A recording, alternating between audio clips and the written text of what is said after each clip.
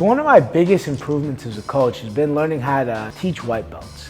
You know, I always feel like the beginning is the most challenging, and early on in my coaching career, I made a couple mistakes that I later learned from more experienced coaches than me what to do. So today I'm going to show 5 things that a white belt should do when he first starts rolling.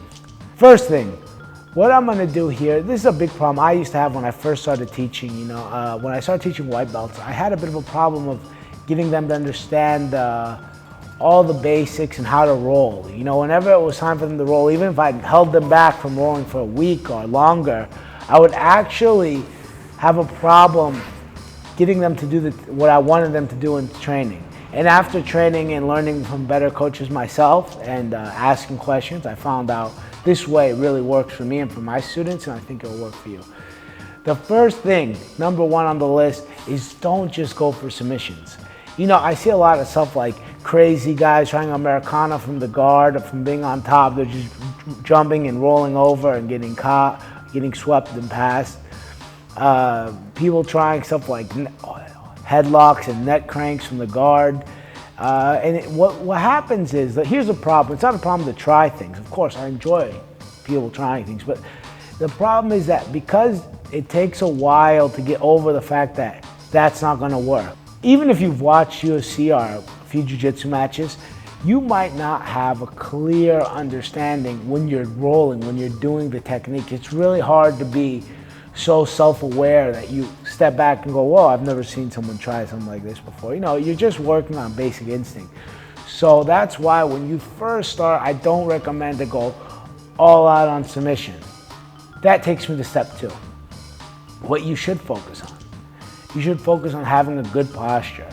Having a good posture in jiu-jitsu is what's really going to separate you from other belts, from your other students. You know, a lot of guys that come into jiu-jitsu and they're jumping up on their heels and on their toes and they're rolling over by themselves, and I see it a lot even in tournaments, especially white belt tournament matches.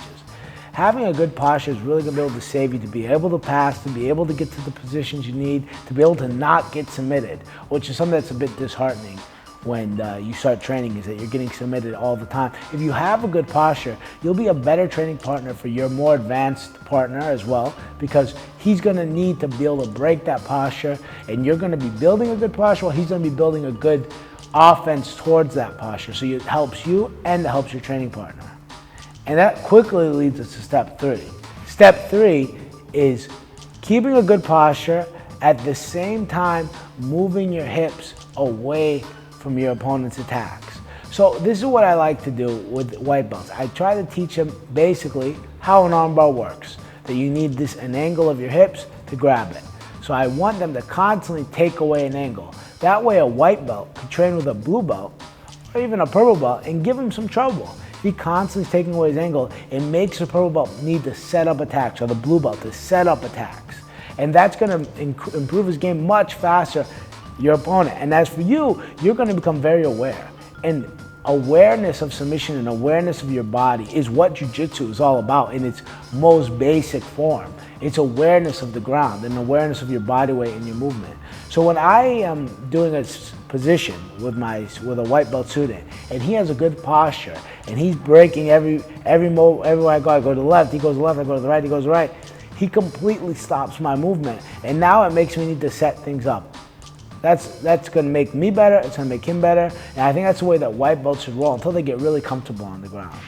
Number 4, tap out.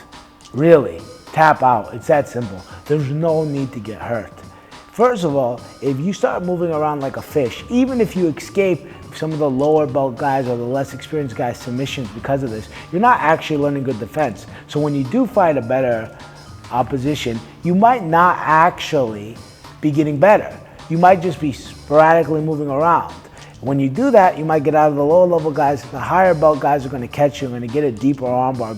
Things are only going to get worse and worse. You're going to get hurt. That's the worst case scenario. I mean, you wanted jiu-jitsu to learn how to defend yourself, to build your confidence, to get in shape, not to come out with more injuries. And the only way to do that is to tap out when somebody gets you in an armbar.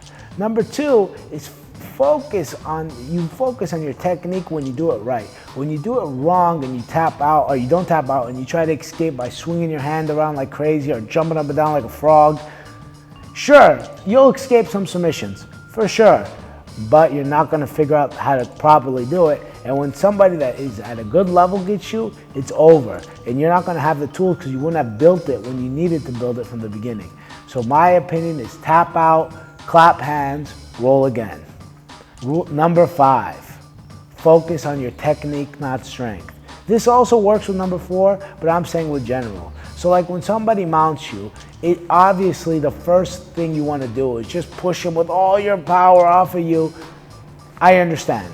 And there's going to be times you're going to use your strength in jiu-jitsu, but that doesn't mean that's always it can't be your only solution. It has to be your backup solution. And even that, it's most likely not going to work against high-level guys. So instead of using your strength, try the techniques that your coach taught. Like I like to use an example for this for the mount. Like there's a very simple technique where you grab one of the arms, the same side leg, and you do an oompa where you pick your hips up, and I turn my whole body at that, and I twist my whole body and turn and roll you over. The wrong way to do that is for me to just put my hands on you and try to bench press you and roll you over. It seems like the same move, but the one I'm closing all my distances, I'm closing all the ways for you that can base out, I'm keeping you tight, and I'm rolling you over to the side that you have no base. It's a very basic way to get out of the mount. That's how you should do it. Even though it's tempting, especially in the heat of the moment, especially when someone just passed your guard, they mounted you and you're a bit angry, you didn't want that to happen, your first reaction is to push. That's not gonna get you nowhere. You're just gonna lose energy, you're not gonna be able to roll as good, and you're gonna gas out. And once you gas out, your rolling starts going down, not only for that roll, for the next 2-3 rolls. So it's even harder to focus on your technique. So really try to do the moves with the technique as much as possible. Your improvement will be much, much faster that way than just using strength. Anyway guys, those are my 5 simple rules to start when you're a white belt. It's how you should roll. I hope you guys liked it. Be some kind of fighter.